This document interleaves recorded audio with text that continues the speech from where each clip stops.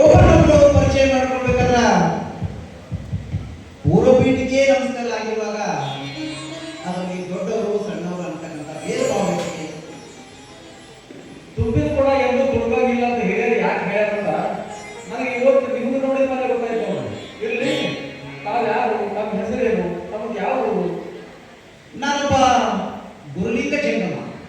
ನನ್ನ ಹೆಸರು ಶಿವಾಲ ಅಂತ. ನಾನು ಗಿರಿಜಾಪುರವನ್ನು ದಾಟಿ ನಂದಿ ಗ್ರಾಮದ ಎದುರಿನಲ್ಲಿರುವ ಶಿವಪುರ ಗ್ರಾಮದವರು.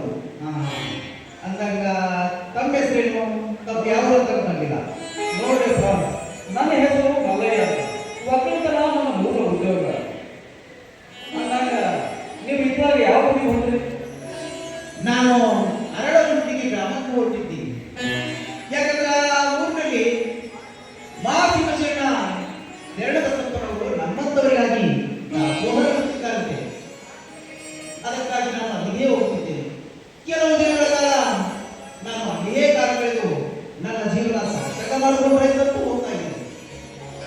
ಒಳ್ಳೆ ಜಾಗಕ್ಕೆ ಹೋಗೋದು ಬಂದಿರಿ. ಯಾಕಂದ್ರ ನೀವು ಒಂದು ಮಾತಿಗೆ ಹೊರತಾಗಿಲ್ಲ. ನಮ್ಮ ಶರಣಬಸಪ್ಪ ಗುರುಲಿಂಗ ಜಂಗಮರವರ ತಮ್ಮ ಪ್ರಾಣಕ್ಕಿಂತ ಹೆಚ್ಚಾಗಿ ಪುಣ್ಯಾತ್ಮರು. ಅವ್ರನ್ನ ಅಷ್ಟೊಂದು ಹೊಗಳುತ್ತಿರುವ ನೀವು, ನಿಮಗೆ ಅವ್ರ ಪರಿಚಯವಿದೆ?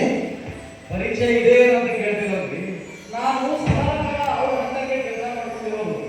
ನಮ್ಮನ್ನಂತೂ ಬಹಳ ಪ್ರೀತಿಯಿಂದ ಕಾಡ್ತಾರ. ಅವರು ಶ್ರೀಮತಿಯವರು. ಅವರು ಶ್ರೀಮತಿಯವರು ಅಂದ್ರಲ್ಲ? ಮಹಾದೇವಪ್ಪನವರು ಅಂತ ಗಂಡನಿಗೆ ಹೆಂಡತಿ. ಆ ತಾಯಿ ಕೈ ಕೂತಿರಬೇಕಾದ್ರ ನಿಜವಾಗ್ಲೂ ಪುಣ್ಯ ಮಾಡಬೇಕು. ನೀವು ಇಷ್ಟು ಹೇಳ್ತಾ ಇದ್ರೆ ಅಂದ್ರೆ ನನಗೆ ಅವ್ರು ನೋಡುವ ತವಕ ಆಗ್ತಾ ಇದೆ. ದಯವಿಟ್ಟು ನೀವು ಮನೆಯನ್ನು ತೋರಿಸಿದ್ರಾ? ತೋರ್ಸಾಕೇನ್ರಿ, ನಾನೇ ನಿಮ್ಮನ್ನು ಅವ್ರ ಮನೆಗೆ ಕರ್ಕೊಂಡು ಹೋಗ್ತೀನಿ.